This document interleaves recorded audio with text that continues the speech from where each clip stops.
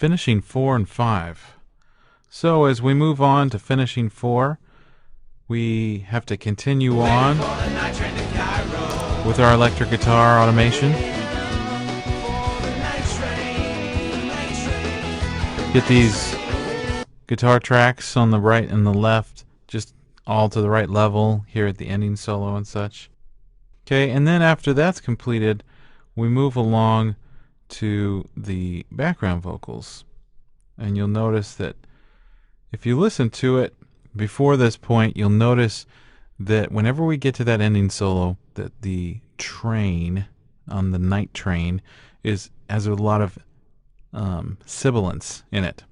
And so what happens is those 4 vocals are all saying that same thing, and every time they all say train together, which is already sibilant, that all adds up together, and it really punches out that train sort of thing, and just a little too much.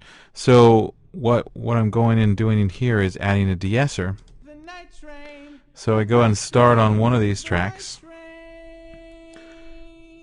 and get it adjusted, and basically this is the same thing we just did to the bass, but it's a de-esser. A de-esser is built just for that purpose, whereas using the sidechain EQ on a compressor gives you a little bit more flexibility and such, and more controls, but sometimes the de-esser is nice because it's just built for this purpose. So basically, right now I'm kind of trying to find the right frequency, high frequency there, that is going to be where that sibilance is occurring. And then as we bring that threshold down, you'll see that it's going to be shooting down just when that train hits. As we move forward, you can see I copy that and to the other tracks and then adjust the threshold for those individually.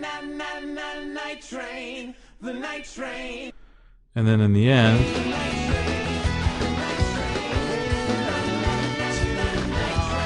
everything's nice and even. The train isn't jumping out anymore, and there's no sibilance pounding you in the ears. So let's go ahead and go on to finishing 5 and see what's going on there. Okay, in finishing 5 here, we start working first on kind of making these guitars work together. So now the problem that occurs here is we've got these 2 guitars, this lead guitar and this rhythm guitar 3. And the history behind these is that they're both actually the same player and the same guitar sound. And what it was is that the guitar player would play these nice rhythm parts when he wasn't playing the lead. And so I had him play some rhythm parts, and it ended up that there came points in the song where they actually overlapped each other. Most of the time they're playing at different times, but it's, in some parts of the song, he's playing a rhythm part with the same guitar, and he's also playing a lead part. And so what happens is they're the same guitar and the same sound on the amp and everything, and so they kind of mix together really, really well in a bad way, and they almost seem like it's the same guitar playing multiple notes at the same time. And so this is the challenge here, is to try to get those separated. And so I go through the process of messing with the EQ, and then eventually we put a flanger on the rhythm guitar part, and that really separates the 2.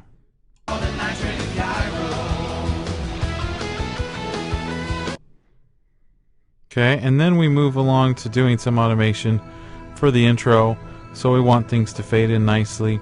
We get those low strings to fade in nicely, and then we move on over to the synthesizers and kind of bring those synthesizers in and out, because we want this to be kind of active. So we want not just this wall of sound, which is part of what we want, is this wall of sound, but we want it to be kind of moving. So all of a sudden something on the left is creeping up, and then something on the right.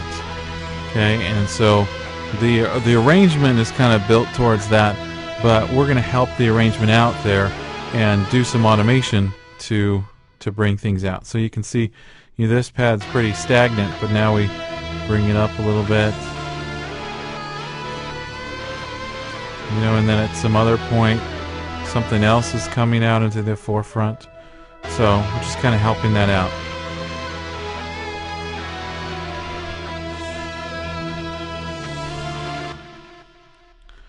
And then we continue on doing that with the rest of finishing 5. And that's finishing 4 and 5.